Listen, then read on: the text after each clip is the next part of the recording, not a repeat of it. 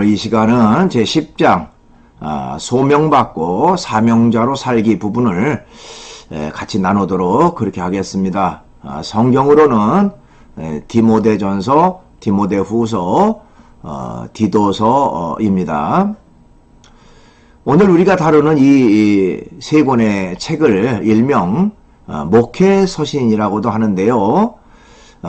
그 이유가 무엇인지에 대한 내용을 좀 알아보도록 하겠습니다. 또 각 책에서는 예수 그리스도를 어떤 분으로 묘사하고 있는지, 또 핵심 주제와 메시지는 무엇인지 살펴보도록 하겠습니다. 더 나아가서 우리가 사명 완수를 다하기 위해서는 어떤 것들이 필요한지를 같이 나누도록 그렇게 하겠습니다. 그러면 PPT를 보면서 수업을 계속 이어가도록 하겠습니다. 이 시간은 제10장 소명받고 사명자로 살기 부분입니다. 성경으로는 디모데전서, 디모데후서, 디도서를 같이 살펴보도록 하겠습니다. 우선 서론적인 부분인데요. 소명, 사명, 사역 이렇게 되어 있습니다. 목회서신이란 무엇인가를 먼저 알 필요가 있어요. 바울이라는 사람은 신약성경 그 27권 중에서 절반 정도 되는 13권의 책을 기록을 했습니다. 그 13권의 책 중에서 오늘 우리가 다루는 디모데전서와 디모데후서, 디도서 이 세 권의 책을 목회서신이라 이렇게 별칭으로 붙입니다. 왜 목회서신이냐 할 때에 목회서신은 바울이 디모데와 디도에게 교회를 지도하고 다스리는 데 필요한 목회적 지침을 주기 위해서 기록했기 때문에 그렇습니다. 그래서 종교 지도자로서 기독교 성도들에게 바른 믿음과 신앙을 주기 위해서, 또 지도자로서의 역할은 어떠해야 되는가 하는 여러가지 지침에 대한 내용을 많이 담고 있습니다. 자, 이제 1번 구조, 중심 사건과 인물을 먼저 살펴볼 필요가 있어요. 우선 디모데전서에 대한 구조는 어떻게 되느냐 하는 것입니다. 디모데전서는요, 바울의 뒤를 이어 목회하고 있는 그 디모데에게 당시 그 횡행하던 이단 사상인 영지주의에 대해서 경계시키고요, 또 교인들을 향한 윤리적 권면 등 목회상의 제반 문제에 대한 지침을 시달하고 있다, 이렇게 말할 수가 있습니다. 요 영지주의에 대한 내용은 이제 요 다음에 설명이 이어집니다. 그 당시에 대표적인 그 이단 사상, 기독교 신앙을 빙자한 잘못된 그 사상이 바로 영지주의였어요. 자, 우선 이제 그 개요를 좀 살펴보면요, 1장에는 거짓 교리에 대한 경고를 하고요. 자, 2장과 3장은 예배에 대한 권면, 또 4장은 거짓 교사에 대한 경계, 또 5장은 교회 행정과 권징에 대한 교훈, 또 6장은 목회자의 의무. 이래서 아까도 얘기했지만은 그 목회서신으로서 어떻게 목회자로서 처신하고 또 활동해야 되는가 하는 그런 내용을 담고 있습니다. 자, 그러면 이제 아까 이단 사상 중에 영지주의라고 하는 것이 있었다라고 얘기를 했죠. 그 영지주의라고 하는 것이 도대체 뭐냐 하는 것을 좀 살펴볼 필요가 있습니다. 영어로는 그노스티시즘이라고 얘기를 합니다. 영지주의는요, 모든 이단 중에서 가장 먼저 등장한 이단이라고 말할 수가 있어요. 자, 이단이라고 하는 말은 달을 이자에다가 끝단자라는 한자를 써요. 그러니까 끝이 다르다. 뭔가 사입이다. 유사종교다. 뭐 이렇게 말할 수도 있고요.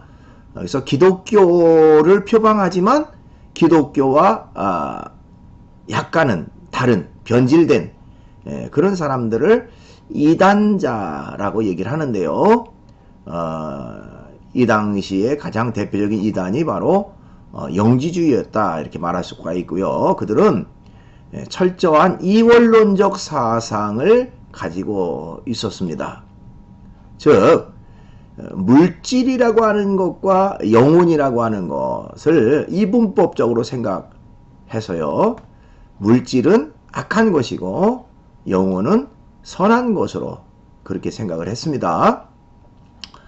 또한 그들은 인간이 구원을 받는 것은 예수 그리스도를 믿음으로 이루어지는 것이 아니라 영적 지식, 그들이 말하는 그노시스라고 하는 것을 소유해야만 구원이 이루어진다. 이런 주장을 했습니다. 그러니까 예수 그리스도를 통한 구원을 부인한 것이죠. 그것이 바로 영지주의라는 그런 이단 사상이었습니다. 그 다음에 이제 두 번째로 이 디모데 후서라는 책은 어떤 내용이고 어떤 구조로 이루어졌는지를 좀 살펴볼 필요가 있습니다.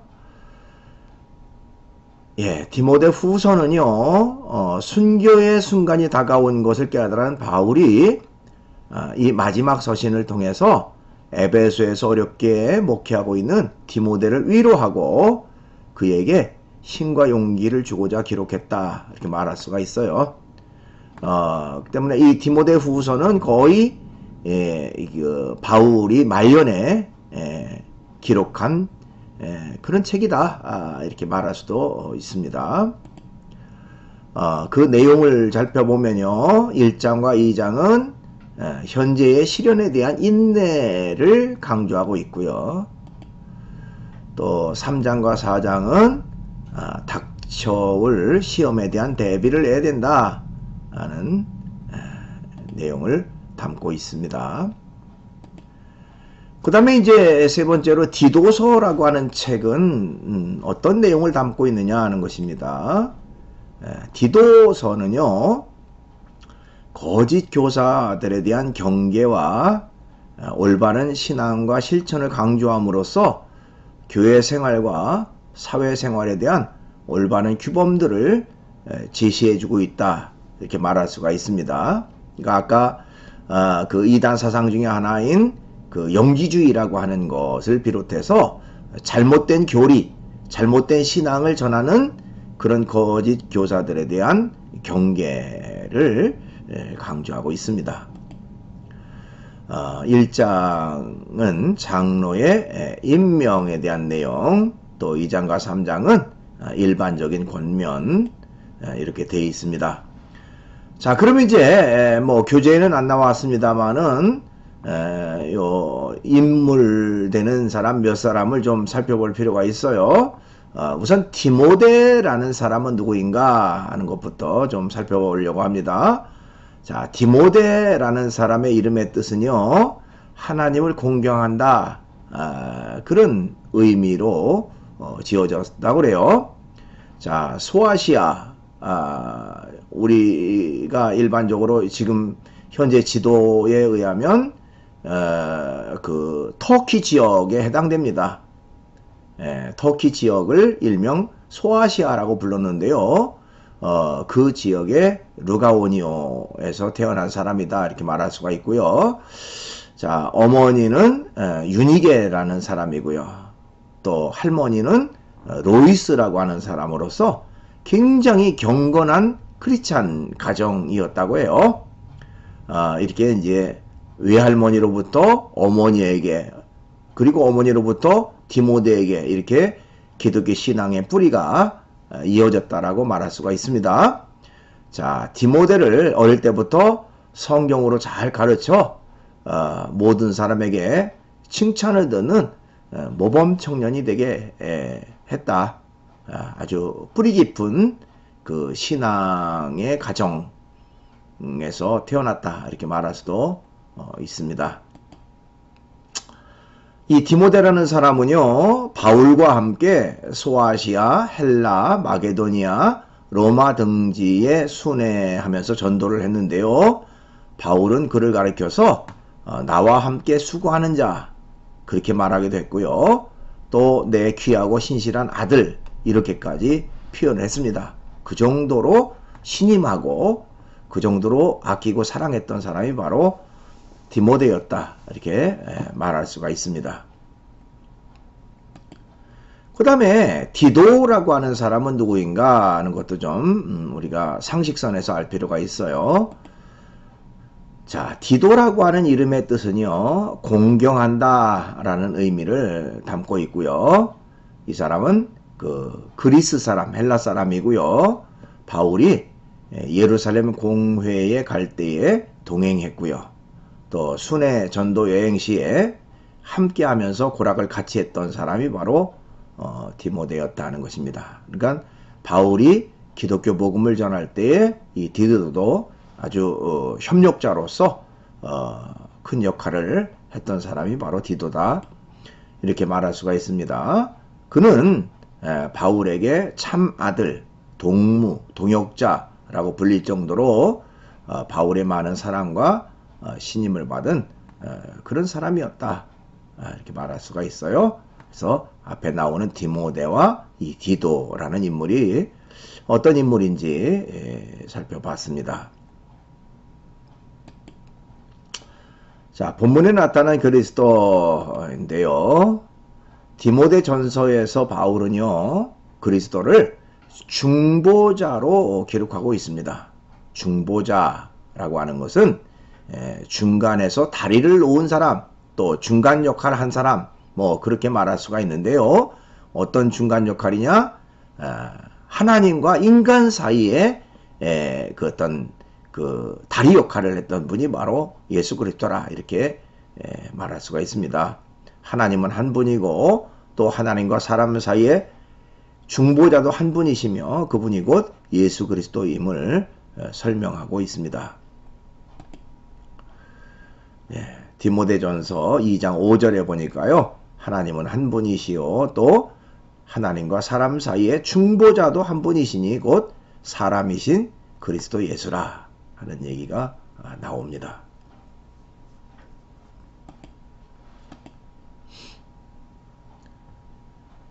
자, 디모데 후서에서 바울은요, 예수 그리스도를 이 세상에서 사망을 패하고 생명과 썩지 아니할 것을 드러내신 분으로 설명을 합니다. 그러니까 사람은 누구나 다 이 세상에 한번 태어났다가 언젠가는 세상을 떠나죠. 그런데 그 사망을 이기신 분, 인간에게서 사망으로 끝나지 않고 사망 이후에 영생을 주신 분이 바로 예수 그리스도라 하는 것을 말하고 있습니다. 디모데 후서 1장 10절에 이제는 우리 구주 그리스도 예수의 나타나심으로 말미암아 나타났으니 그는 사망을 패하시고 복음으로써 생명과 썩지 아니할 것을 드러내신지라, 이렇게 말하고 있습니다.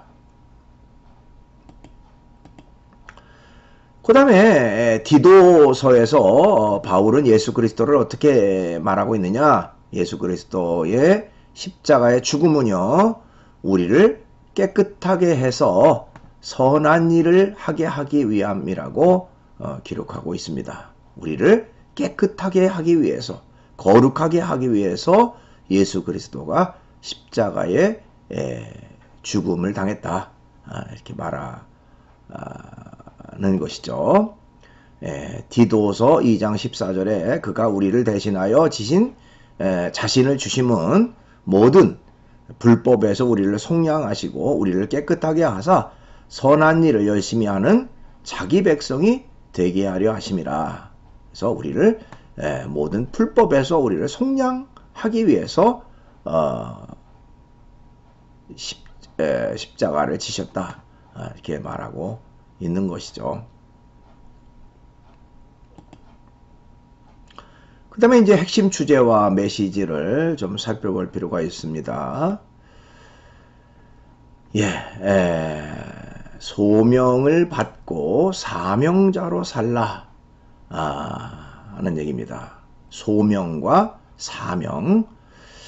좀 개념을 여러분들이 좀 알 필요가 있는데요. 소명이라고 하는 말은 불러주었다, 부름을 받았다, 그런 의미예요. 원래 소명이라고 하는 것은 그 왕이 신하에게 특별한 임무를 맡기기 위해서 특별하게 불렀을 때에 왕의 소명을 받았다, 뭐 그런 표현을 썼다고 합니다. 그런 의미에서 우리가 소명을 받았다는 것은 창조자 하나님이 우리를 불러주셨다라고 하는 의미를 소명이라고 말해요.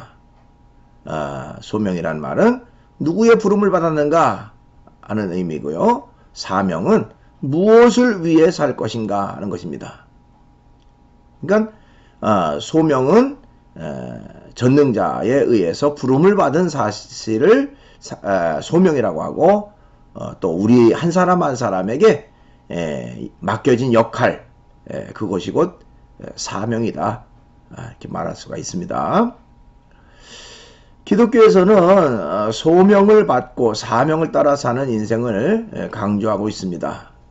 중요한 것은 사명자로 살고 또 사명을 다하기 위해서는 분명한 소명이 있어야만 그것을 감당할 수가 있다는 것이죠. 그러니까 소명이 먼저고 사명이 나중이다. 소명을 받아야 사명을 감당할 수가 있다, 이렇게 얘기를 합니다. 자, 그렇게 하므로 어떤 직업을 가지든 사명자로 인생을 살게 되는 것이다. 그러니까 오늘날도 마찬가지로 크리스찬으로서, 하나님을 믿는 사람으로서 우선은 소명을 받고 그 소명받은 자세를 가지고 사명을 다하는 그런 삶의 자세가 있어야 된다는 것을 기독교에서는 강조하고 있습니다. 사명 완수를 위해 훈련을 받아야 한다 하는 것입니다. 아까 소명을 받은 사람은 이제 사명을 다해야 되는데, 사명이라는 것은 저절로 그 역할을 다할 수가 없죠. 훈련이라는 것이 반드시 있어야 합니다. 사명을 완수하기 위해서는 교육과 훈련을 받아야 합니다. 우리 군대 갔다 온 예비역 그 남학생들도 있을 텐데요. 군대에 갔다고 해서 무조건 군인으로서의 역할을 잘 하는 게 아니죠. 철저한 훈련을 받아야 군인으로서 역할을 하게 되는 것이죠. 교육과 훈련의 과정입니다. 마찬가지로 사명을 다하기 위해서는 교육과 훈련의 과정이 있어야 된다. 얼마나 철저한 교육과 훈련을 받느냐에 따라서 사명을 잘 감당할 수도 있고, 또 오히려 그 사명을 다하지 못하고 더 큰 어려움 속에 빠질 수도 있다는 것입니다. 그런 면에서 사명을 위해서는 교육과 훈련이 철저하게 이루어져야 된다는 것이죠. 그 다음에 사명 완수를 위해서는 멘토를 찾는 것이 중요하다, 이렇게 말할 수가 있습니다. 우리가 일상 속에서도 삶의 멘토를 찾고 또 그 멘토를 통해서 많은 영향력을 받기도 합니다. 바울은 영적인 아버지이자 신앙의 선배로서 디모데에게 어떤 그 멘토의 역할을 했습니다. 자, 우리가 인생을 살아가는데도 멘토가 필요하고요. 크리스찬으로서 어떤 그 신앙과 믿음을 지키기 위해서도 반드시 멘토, 신앙의 멘토가 필요하다라고 말할 수가 있습니다. 자, 소명을 받은 사람이 사명을 감당하기 위해서 훌륭한 멘토를 만나서 지도를 받는 것은 매우 중요하다. 이렇게 말할 수가 있어요. 그래서 이 바울이라는 사람이 아까 나왔던 디모데나 디도 이런 사람들의 신앙의 멘토로서 훌륭한 역할을 했던 것처럼 여러분들도 인생의 선배 중에 그야말로 모범될 만한, 본받을 만한 그런 분들을 통해서 어떤 삶의 지침을 얻고 또 바른 길로 인도함을 받는 그런 과정은 참 필요하다 하는 것이죠. 특별히 크리스찬으로서 신앙의 멘토를 또 믿음의 멘토를 통해서 많은 영향력을 받고 바른 훈련과 바른 교훈을 받고 살아간다는 것은 굉장히 중요하다 이렇게 말할 수가 있습니다. 예, 동영상을 하나 보도록 하겠습니다. 인간 승리 레나 마리아에 대한 영상인데요. 여러분들이 레나 마리아라는 사람을 알고 있는지 모르겠습니다만은 태어날 때부터 불구의 몸으로 태어났어요. 양쪽 팔이 없고 다리 하나도 짧은 그런 중증 장애인으로 태어났지만 그는 장애를 극복하고 인간 승리를 이뤘던 분입니다. 여러분들이 이 영상을 통해서 큰 감동이 있으리라 생각을 합니다. 같이 보시죠.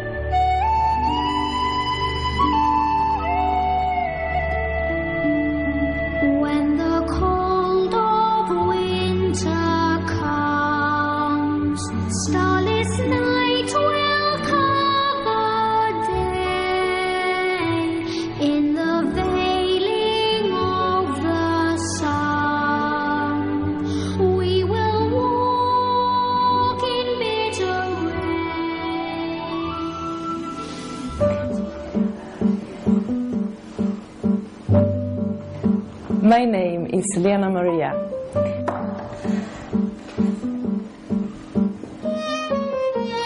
Since I'm born with no arms and hands, I use my feet instead.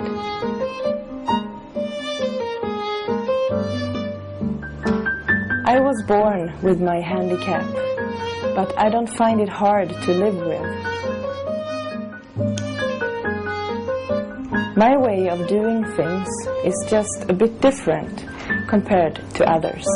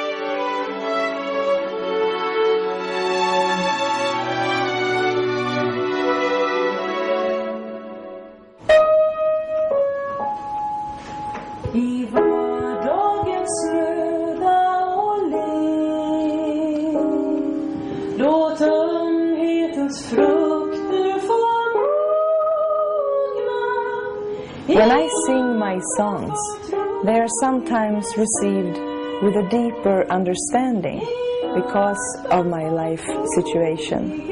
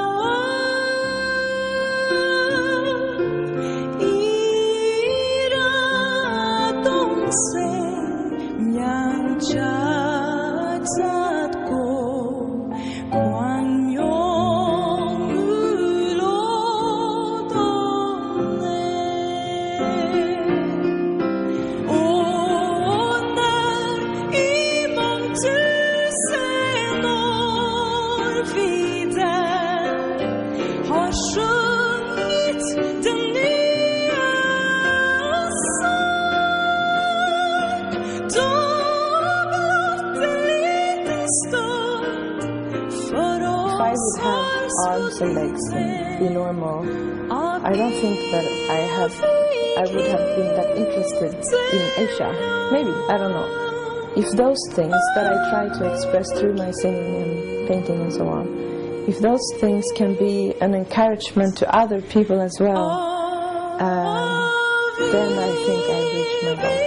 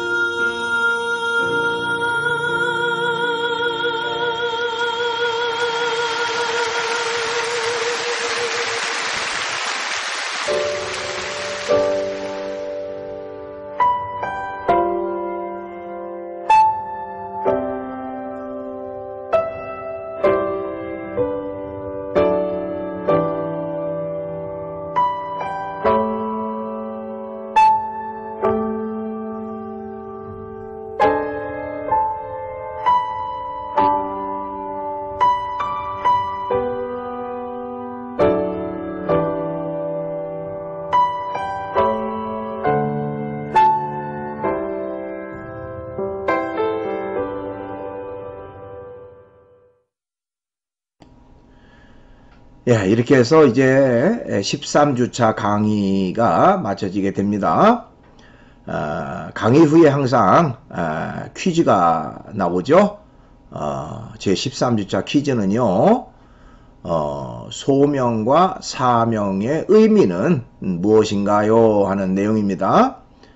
여러분들이 그 내용을 사이버 캠퍼스 질의응답란에 적으시면 되겠습니다. 강의를 듣느라고 대단히 수고 많았습니다.